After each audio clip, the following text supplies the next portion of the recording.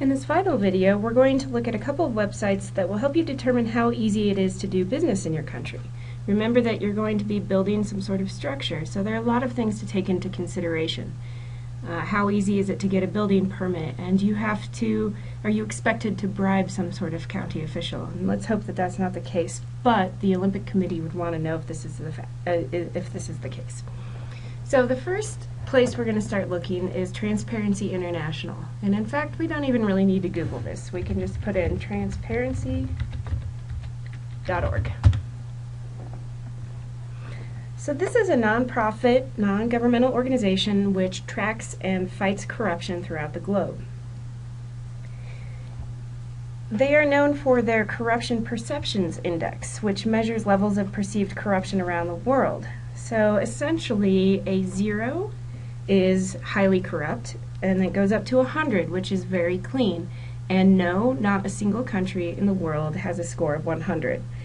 And they rank 177 countries in total, so when you get to the Corruption Perceptions Index, you're actually going to see both their rank as far as perceived corruption, and then they're going to see how they rank compared to every other country in the world. So in some countries, corruption is blatant, paying off police officers to get you out of a traffic ticket, for example.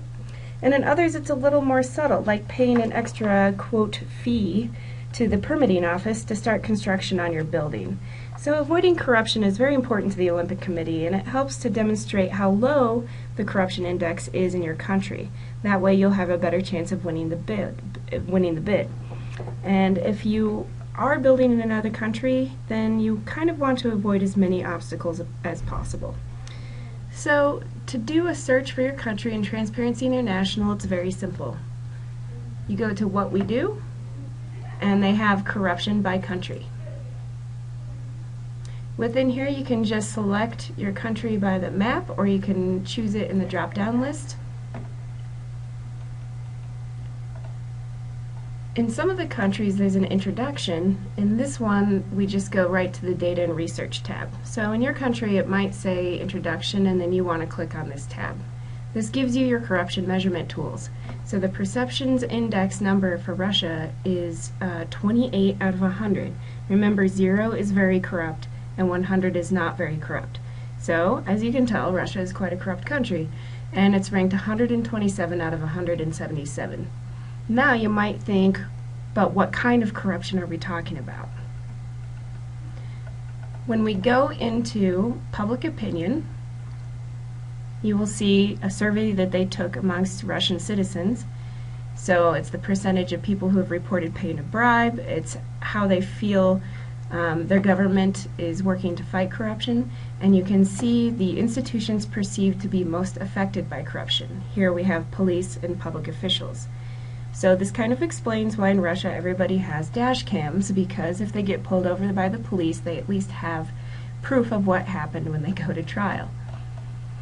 But these are good numbers to have. As long as the Olympic Committee knows what it means, you can even explain it on a slide, saying, you know, if you have a very low rank out of countries, for example, I think the United States is in the 20s, so we are much better off than other countries. You can point that out in a slide during your Olympic bid presentation. So this is explaining corruption in your country, but what about doing business? I'm going to go to a website that's sponsored by the World Bank, and it's just called doingbusiness.org.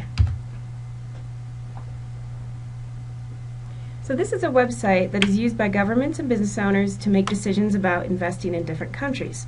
For example, you can see how long it would take to get a building permit and pass all of the required inspections. And this website also tells you if the situation has gotten better or worse, and it ranks your country alongside others.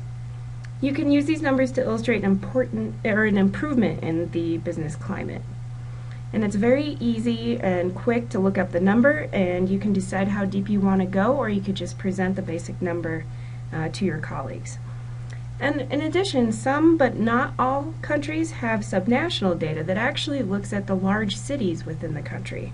So this would be really important. If you can find the country that you're bidding for, then you can actually get down to how easy is it to do business in Jakarta, for example. So I'm going to do an example with Russia, Once again, this is a very, very simple website. You just need to find where your country page is. Here's select an economy. I'm going to go down to Russia. And it immediately pops up a summary of doing business 2014 data for the Russian Federation. You can see that they've had an improvement in rank.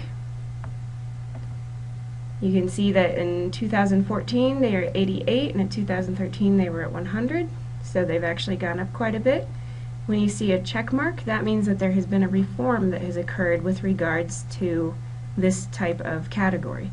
So starting a business, dealing with construction permits. Each of these you can go into and see what it means and understand what the process is for your city or country.